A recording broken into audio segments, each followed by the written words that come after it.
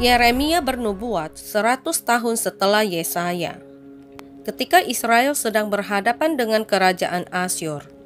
Saat itu musuh bangsa adalah Babel. Di tengah hari-hari yang penuh gejolak dan tragedi itu, Tuhan memanggil pemuda ini. Kehidupan Yeremia tidak biasa. Allah melarangnya menikah. Dia dituduh berhati dingin, memecah belah, dan penuh kebencian. Meskipun demikian, kitab ini mengungkapkan salah satu nabi Allah sebagai salah satu nabi yang paling lembut, penyayang, dan pengasih. Panggilan Yeremia. Dalam Yeremia 1 ayat 1, inilah perkataan-perkataan Yeremia bin Hilkia dari keturunan imam yang ada di Anatot di tanah Benyamin. Yeremia adalah seorang imam di tanah Anatot Benyamin. Anatot terletak kira-kira 3 mil sebelah utara Yerusalem. Ayahnya Hilkia adalah seorang imam. Jadi, Yeremia ditakdirkan untuk menjadi imam sejak lahir. Tetapi Tuhan punya rencana lain. Para imam dan nabi memiliki perspektif yang berbeda. Pekerjaan seorang imam dapat diprediksi, tetapi pekerjaan seorang nabi tidak dapat diprediksi. Seorang imam dibayar secara teratur, tetapi seorang nabi tidak pernah tahu dari mana uangnya berasal.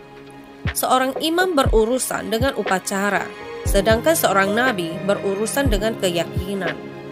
Orang-orang dihibur oleh seorang imam, tetapi mereka dikonfrontasi oleh seorang nabi.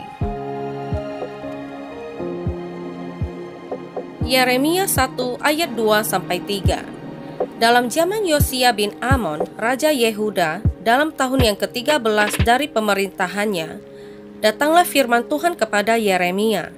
Firman itu datang juga dalam zaman Yoyakim bin Yosia, Raja Yehuda, sampai akhir tahun yang ke-11 zaman Zedekia bin Yosia, Raja Yehuda, hingga penduduk Yerusalem diangkut ke dalam pembuangan dalam bulan yang ke-5.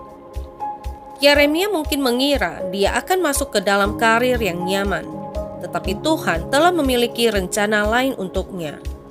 Selama pemerintahan Yosia, Yeremia mulai bernubuat setelah menemukan dan membaca kitab hukum Taurat. Yosia memimpin bangsa itu dalam sebuah kebangkitan.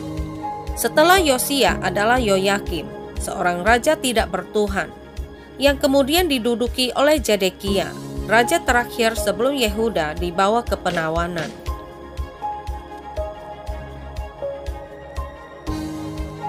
Dua kali kita membaca, firman Tuhan datang kepadaku. Tuhan memanggil Yeremia. Kita hanya bisa bersyukur kepada Tuhan, karena telah melindungi Yeremia saat masih bayi, karena dia mengalami panggilan yang hebat. Dalam Yeremia 1 ayat 5, sebelum aku membentuk engkau dalam rahim ibumu, aku telah mengenal engkau. Dan sebelum engkau keluar dari kandungan, aku telah menguduskan engkau. Aku telah menetapkan engkau menjadi nabi bagi bangsa-bangsa. Sebelum aku membentuk engkau dalam rahim ibumu, aku telah mengenal engkau, kata Tuhan, mengacu pada pengetahuan pribadi yang intim. Dan sebelum engkau keluar dari kandungan, aku telah menguduskan engkau. Itu berarti dia dipilih oleh Tuhan. Tuhan melanjutkan dengan berkata, aku telah menetapkan engkau. Dia punya rencana untuk Yeremia. Yeremia dipanggil untuk menjadi nabi oleh Tuhan. Yeremia seharusnya merasa terhormat dan siap untuk pergi. Sebaliknya dia berseru, "Ah Tuhan Allah, sesungguhnya aku tidak pandai berbicara, sebab aku ini masih muda." Yeremia sangat menyadari kekurangannya sendiri. Dalam Yeremia 1 ayat 8, jangan takut dengan wajah mereka, karena aku bersamamu untuk membebaskanmu, kata Tuhan. Jangan takut dengan wajah mereka, kata Tuhan. Yeremia akan berkhotbah untuk mengkonfrontasi orang-orang. Mereka tidak akan puas karena Yeremia tidak akan mengkhotbahkan pesan bahagia. Dia akan mengkhotbahkan kutukan. Kenyamanan Yeremia. Yeremia diberi 2 gambar oleh Tuhan untuk menggambarkan kebenaran penting. Dalam Yeremia 1 ayat 11-12, sesudah itu firman Tuhan datang kepadaku, bunyinya, apakah yang kau lihat, hai Yeremia? Jawabku, aku melihat sebatang dahan pohon badam. Lalu firman Tuhan kepadaku, baik penglihatanmu, sebab aku siap sedia untuk melaksanakan firman-Ku. Gambar yang pertama adalah cabang dari pohon almond atau badam. Pohon tersebut dalam bahasa Ibrani berarti bangun, karena pohon itu yang pertama mekar di musim semi. Pohon tersebut juga dikenal sebagai pohon pengamat, karena mengawasi datangnya musim semi. Pembangun dan pengamat seperti sebuah jam waker. Jam waker bukan perangkat yang paling populer, tetapi memiliki fungsi yang diperlukan, sebuah panggilan bangun. Kemudian Tuhan menunjukkan gambar kedua kepada Yeremia, sebuah periuk mendidih yang datangnya dari sebelah utara. Dalam Yeremia 1 ayat 14-16, lalu firman Tuhan kepadaku, dari utara akan mengamuk malapetaka menimpa segala penduduk negeri ini. Sebab sesungguhnya aku memanggil segala kaum kerajaan sebelah utara. Demikianlah firman Tuhan. Dan mereka akan datang dan mendirikan tahtanya masing-masing di mulut pintu-pintu gerbang Yerusalem, dekat segala tembok di sekelilingnya dan dekat segala kota Yehuda. Maka aku akan menjatuhkan hukumanku atas mereka, karena segala kejahatan mereka. Sebab mereka telah meninggalkan aku dengan membakar korban kepada Allah lain dan sujud menyembah kepada buatan tangannya sendiri. Apakah kamu melihat periuk mendidih itu, Yeremia? Kata Tuhan, kerajaan utara Babel akan turun seperti air mendidih dan menempatkan pasukan di gerbang Yerusalem.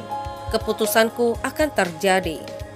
Tuhan berkata pada gambar pertama, aku siap sedia untuk melaksanakan firman-Ku. Aku akan menunjukkan kemurkaanku, katanya, yang mengacu pada gambar kedua. Yeremia dapat yakin bahwa sementara pesannya tidak akan menyenangkan, namun itu tepatnya apa yang akan Tuhan lakukan. Penaklukan Yeremia. Baiklah, engkau bersiap, bangkitlah, diterjemahkan sebagai mulai bekerja. Yeremia harus bergegas ke sana dan mengkhotbahkan pesan itu sesegera mungkin. Tuhan memperingatkannya untuk tidak takut. Tuhan menguatkan Yeremia dan mempersiapkan dia untuk apa yang ada di depan. Allah berjanji untuk membangun kota berbenteng bagi Yeremia, lengkap dengan tiang besi dan tembok tembaga. Dengan kata lain, orang-orang mungkin menentangnya dan pesannya, tetapi dia akan menang karena dia menaati Tuhan. Tuhan berjanji akan menyertainya di setiap langkahnya dengan mengatakan, mereka akan memerangimu, tetapi mereka tidak akan menang melawanmu. Itu adalah panggilan Tuhan kepada Yeremia. Dia perlu mengingat firman tersebut nanti. Faktanya, Yeremia pasti ingat panggilan Tuhan berkali-kali. Yeremia akan dianggap sebagai orang yang gagal di mata dunia. Akan tetapi, kebesaran sejati bukanlah menjadi sukses seperti yang didefinisikan oleh dunia. Setia pada panggilan Tuhan atas hidupmu adalah apa yang mendefinisikan kebesaran sejati.